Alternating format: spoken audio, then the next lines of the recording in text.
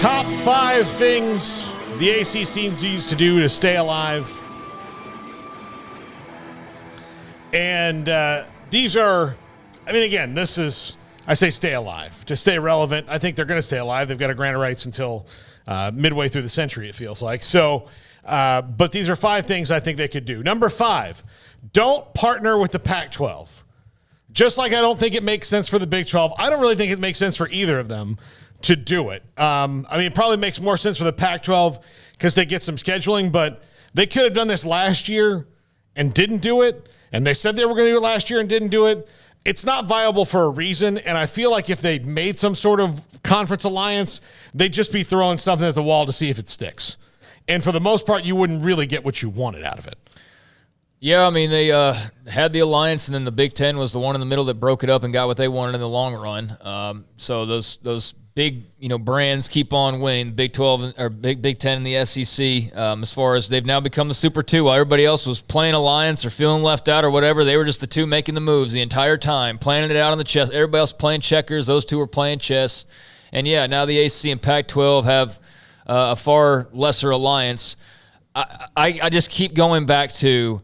Mac Rose just said it about an hour ago of, it's fun to play fantasy media rights and fantasy league booking and fantasy, just have the Pac-12 schools play the ACC. It's not that simple. It's really not that simple to just 2 and 2 equals 4. No, it's like more of there's division signs and there's multiplication and there's parentheses and there's all sorts of other stuff that goes into it. And my question is with this is like, what ultimately does it solve? Like, not for the next couple of years, but like 20 years from now.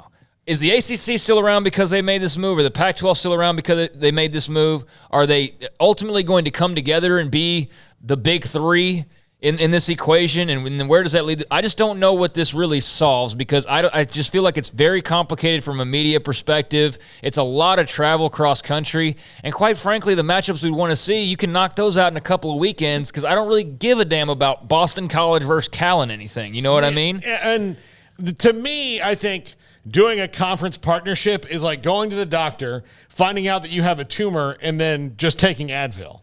Like, no, you need to cut out the tumor. No, it seems like a Band-Aid for a gash. Yeah. I mean, it doesn't really stop the bleeding. It might slow it, but it doesn't stop it ultimately, and everybody's still going to be left as vulnerable as they were prior to this. I don't see how it really strengthens it ultimately and really changes much, if at all, unless there's some just ace in the hole that a network has for them if they were to do this. But outside of that, I don't see where it makes a whole lot of sense. Yeah. Number 4, renegotiate the grant of rights. This is probably near impossible, but it's possible if ESPN wants to do it and if Jim Phillips is correct in saying that everybody wants to help. He also said today, by the way, that he does not regret how things went down with the playoff last year.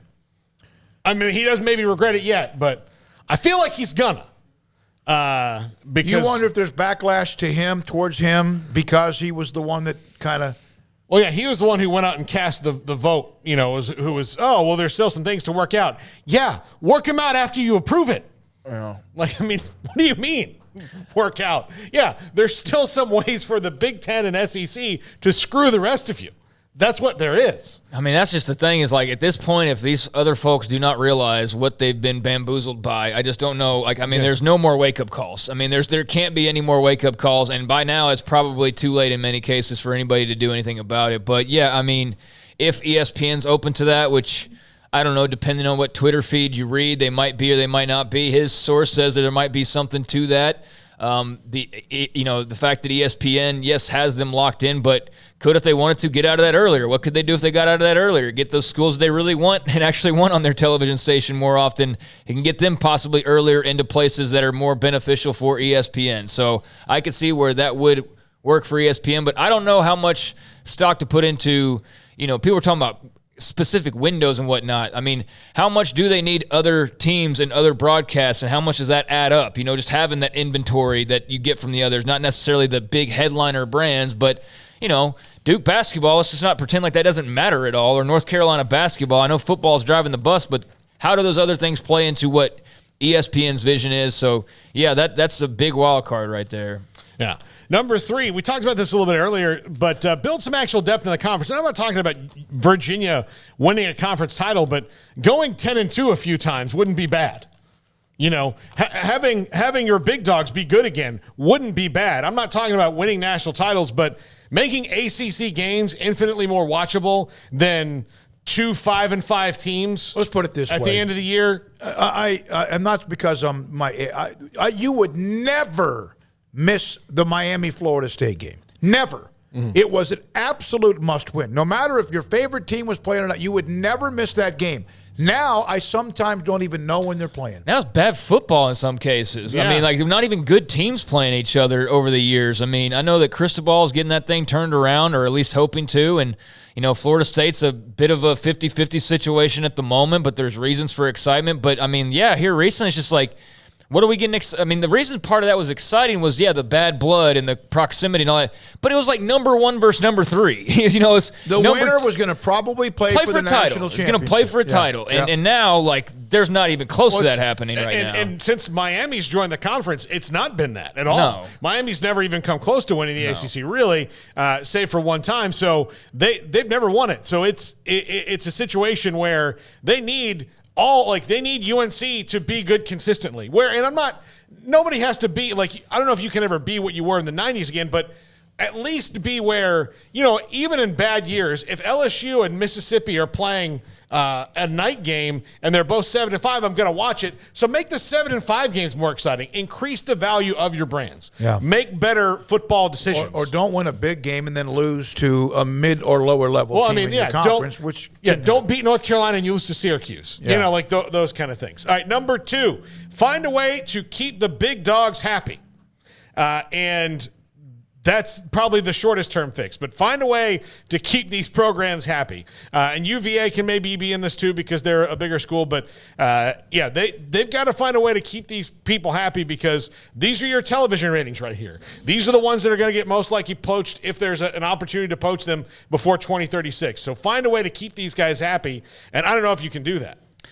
Yeah, I don't know. I mean, that contract's, again, called it an albatross, and it is in so many ways. So I think that goes back to a couple of questions ago of can they renegotiate that grant of right or that, you know, that media rights contract with ESPN and somehow find a way to shorten it to make them happy or to fatten it up in the front end and then give them a quicker exit. But I don't know how you do that with the current dates that are installed. But then again, I don't know why you're just letting all these brands that others would most likely be happy to scoop up and put on pedestals, you're not just going to let them go because you let them go, or if you don't make them happy and they go, then you're the Pac-12 right now, or you're the Big 10 last year, or Big 12 last year. You're no different, quite frankly, where you're sitting there going, well, we got Duke basketball, and everybody tells you, like, well, who cares now? Because that's great as a compliment to the football stuff, but by itself, you know, are we going back to the Big East, basically? To take those logos, North Carolina is not ranked very high when it comes to what we got from Tony earlier today about comparable viewers by channel, Big 12, Pac-12, Pac-10, ACC. Florida State's 1. This, again, is not including the Big 10 and SEC. And this compares all the different channels, the averages, the network's averages, and then there's a Z-score.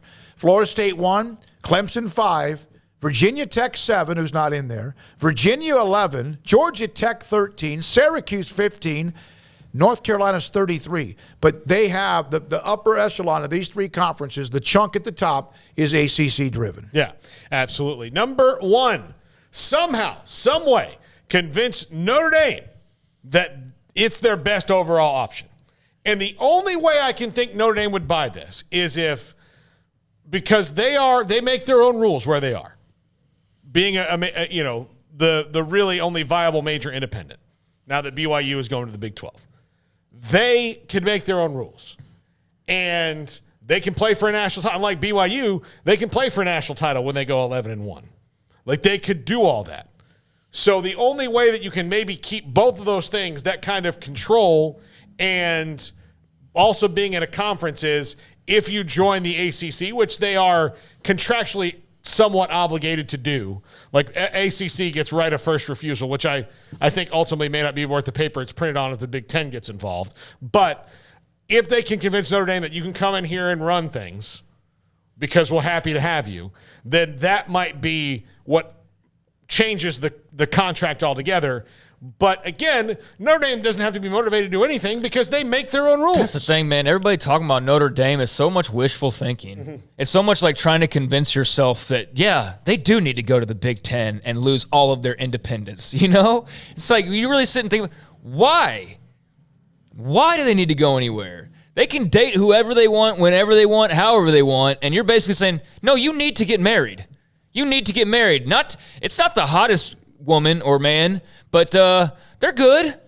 They'll keep you pretty happy. I mean, it's not going to be the greatest thing ever, but it's good enough. It's better than average. But meanwhile, you're sitting there with supermodels like Bruce Wayne, and you're being told, no, you need to settle down and not worry about all this other opportunity in front of you. I'm sorry, but I'd have a hard time agreeing to that. Yeah, I think they're probably following the Derek Jeter plan. Exactly. They'll get married when they want to, exactly. Not because somebody tells them they should. Yeah, not because somebody says, well, they better do it now or they'll never do it. Well, what does that do to a guy like me? It tells me, okay, well, then there's no ring coming if you're telling me it's an ultimatum all of a sudden. The ultimatum's going to be the thing that I absolutely do not adhere to. And so Notre Dame's going to hold out all this time to ultimately get their elbow bent into joining the ACC, because now they have to join a conference because all this is going on. I just have a hard time believing that. I feel like if they were going to, they would have done so by now, and there better be something more than just a little bit of money. And I know we're talking tens of millions potentially with what they get now versus what they potentially could get in the new Big Ten or whatever. But, I mean, they're free to do whatever they want. What's the price tag for freedom? I mean, because they're the only ones, that have it the way that they have it, and I just don't know that I'd be willing to give that up for a few million in the near future. They won't until they're told that you could not compete for a national championship if you're not a part of a conference. And even then, there's not even automatic qualifiers, really, unless you're the best team in that conference, and that's even more or less independent. All right, thanks to Emory.